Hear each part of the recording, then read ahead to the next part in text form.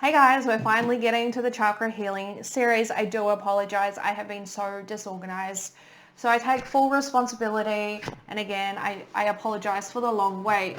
So let's go ahead and jump into this. We are going to be focused on the traditional 7 chakras that are most commonly taught. I do want to point out that we have way more than 7 chakras within our bodies and attached to our auric fields. Thank you. All right, so the root chakra, the Muladhara, known in Sanskrit, is located at the base of the spine. It is the area of the perineum, which is located between your genitals and your anus. This center focuses on physical needs and basic human survival. It has the lowest vibrational rate of all 7 chakras, resonating to the color red. The element is earth, as represented by the inverted triangle, which is displayed on the thumbnail to this video. This inverted triangle symbolizes the downward flow of energy, which keeps us grounded to Gaia. There is a direct link between the Muladhara and gravity. That word eluded me. Maybe I should just keep reading, right? And gravity, which constantly pulls us downwards, connecting us to our material existence. Now, I want to talk about archetypes first before we go ahead and talk about the ways in which our root chakra can become blocked, underdeveloped, or excessive, okay? Now, please keep the archetypes in mind as you reflect on your mother and your fatherly figures, as they're all interconnected, okay? So the archetypes associated with this chakra are the Earth Mother and the victim. These archetypes represent 2 sides of the same coins, one positive and one more darker. The root chakra archetypes are developed during infanthood. Babies fed on demand learn to trust that their needs will be met. If this is reinforced, these individuals will go through life expecting the same and are really disappointed. Babies left to cry learn to distrust and expect disappointments, believing that they do not deserve to have their needs met. This can affect how they conduct relationships later on in life. Dysfunctional victims are increasingly common in today's society as people look to others to blame for their problems. If you feel you are a victim, you are allowing yourself to be vulnerable, needy, and hence ungrounded, because you regard every disappointment, separation, or loss as something you cannot control or change. Subconsciously, you may still consider yourself to be the baby who can't get up and feed itself, so has to rely on others. Only by recognizing that you have the power to provide everything you need for yourself can you reframe your experiences into opportunities for self-sufficiency, strength, and emotional wholeness. Changing this negative archetypes involves taking responsibility for your life, acknowledging that you have choices and deserve the best that life has to offer. And the functional Earth Mother are universally associated with nourishment, caring, and unconditional love. By recognizing the Earth Mother within you, regardless of gender, you can acknowledge that you are capable of providing all your physical and emotional security you need for yourself by yourself. You can begin to develop this ability in a practical way by attending to your inner child's needs, by keeping your home environment safe and comforting, and by training yourself in a motherly way from time to time, and affirming that there is nothing you cannot achieve either single-handedly or by asking others for help. Now, the traumas. If we experience trauma during our younger years, it is highly likely we will experience difficulties in our adult lives. Traumas like birthing difficulties, in my opinion, is an underrated aspect of our physical existence to be spoken about. It is our first survival experience, okay? Separation from our mother after birth is a normal medical custom, which is fundamentally traumatic to our development. Wow. It is the first example that really sends home the cultural pattern disconnecting us from our physical bodies and the ground beneath us.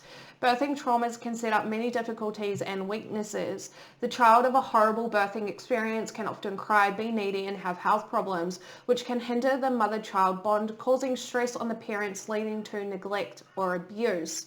Incubator babies are deprived of their mother's touch, which causes a disembodying sensation. Although the baby lacks comprehension, there is a vague sense that something is wrong.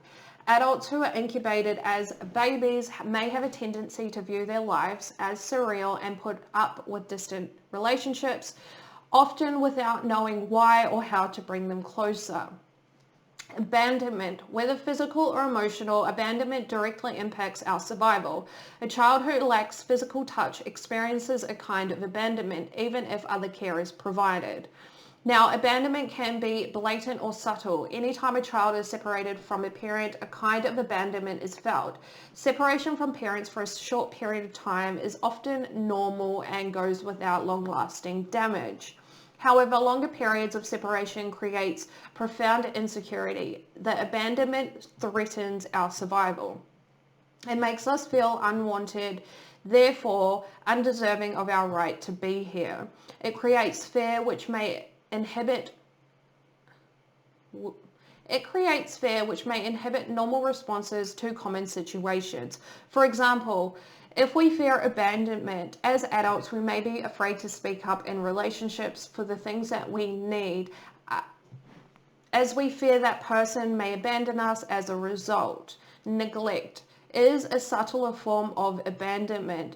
If neglect is mild, then we survive.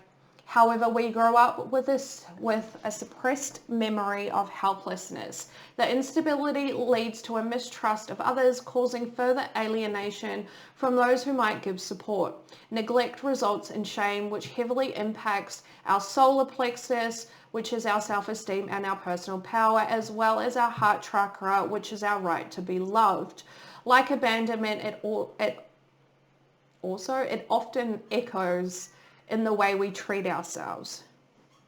Physical abuse teaches children to disassociate from their bodies. The anxiety from the abuse produces stress hormones, and this heightened state of awareness can become addictive, which leads to adults of physical abuse to create crisis throughout their lives to re-experience that sensation. It can also manifest in deficient or obsessive coping mechanisms, again, dissociation or obsession with the body.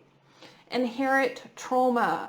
Parents who have unresolved trauma held within their root chakra often unconsciously pass on their traumas.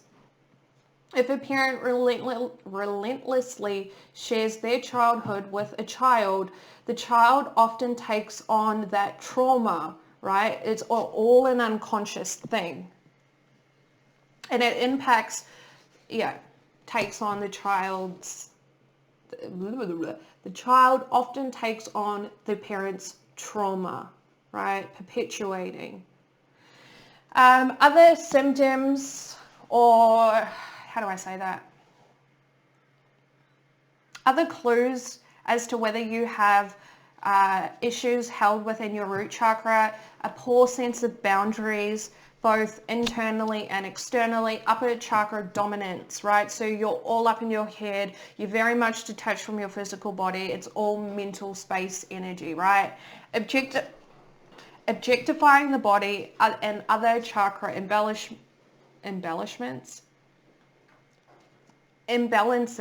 which you guys will figure out as we progress through this. Now, a character structure that is present within a person who has root chakra difficulties is the schizoid, which in layman's term is someone who operates out of a fight or flight mode at all times. Their body is in that conscious state of survival that nothing else matters, right? Now, I'm going to leave that there. I have attached a PDF in the description box below, which will further outline different aspects, basic aspects of the root chakra. There are also some journal promptings for you for those who feel as though you have issues within your root chakra. There are also signs of mother-father wounds and how that manifests in your adult life. There are also affirmations in there. There's a lot of good information, so please feel free to check that out. Next video we'll be going through grounding exercises that we can do. They are bioenergetic grounding exercises. We'll get into that. We'll also get to know how the physical body shows a blocked root chakra, right? Because there's a lot of contraction within the body, a lot of stiffness. But we'll get into that. Then we'll go ahead and get into a guided meditation to release anything subconscious, conscious, unconscious held within the body to further help you rid yourself of any blockages. And then we'll go ahead and get into a Reiki healing session. In that video, we will also have a question time. So if anyone has any questions they want to ask, feel free to comment on any of the root chakra associated videos and I will do my best to address them all. Yeah, so that's that. I hope you guys enjoyed. Please check out the rest of the information. I appreciate you. Thank you for waiting. Bye.